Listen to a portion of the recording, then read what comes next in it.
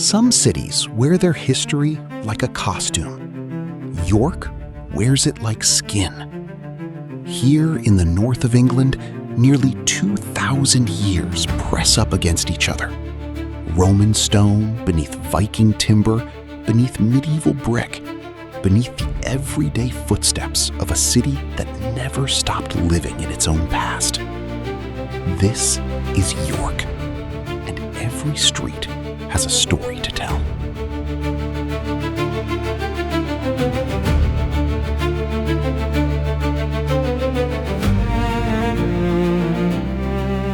It began as Eboracum, a Roman fortress built in AD 71, a stronghold on the edge of empire.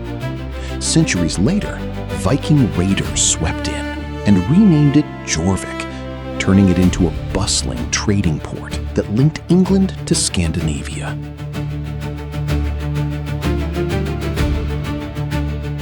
Walk the walls that still encircle the city center, nearly 2 miles of them, the most complete medieval defenses in England. And you're walking on foundations the Romans laid first. Norman conquerors added Clifford's tower, perched on its grassy mound, a silent witness to battles, sieges, and centuries of changing hands. York doesn't just remember its past, it's built on top of it, one layer at a time.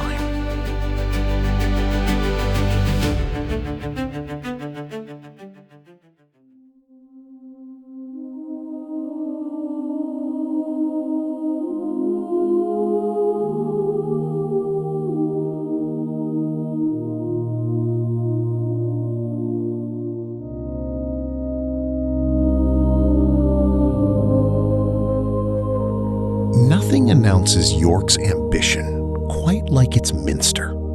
One of the largest Gothic cathedrals in Northern Europe, it took over 200 years to build.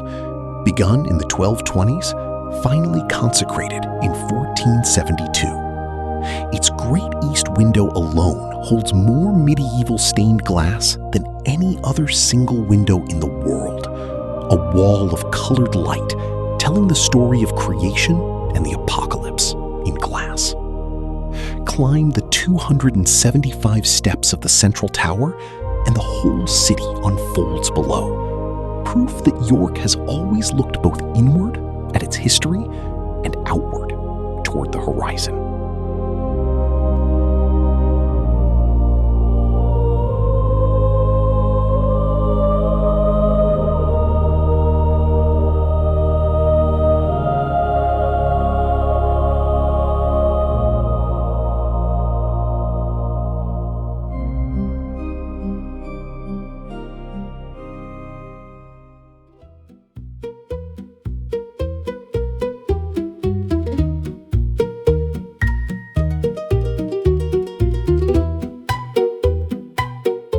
Duck off the main road, and you'll find the Shambles, a crooked medieval street so narrow the upper floors of its timber-framed houses nearly touch overhead.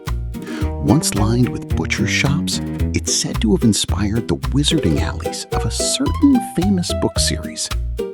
Just beyond it, the market has been trading for centuries.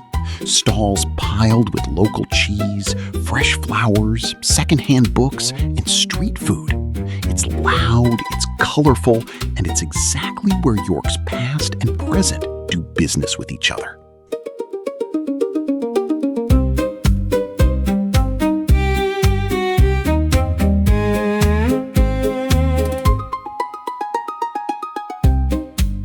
And then there are the storytellers who don't write anything down.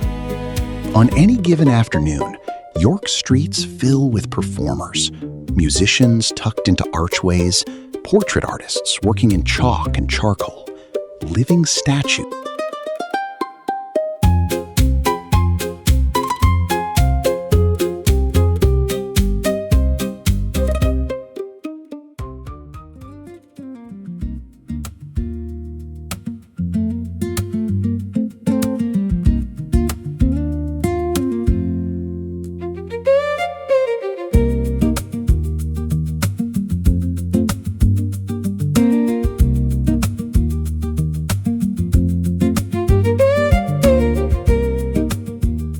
York has a sweet tooth too.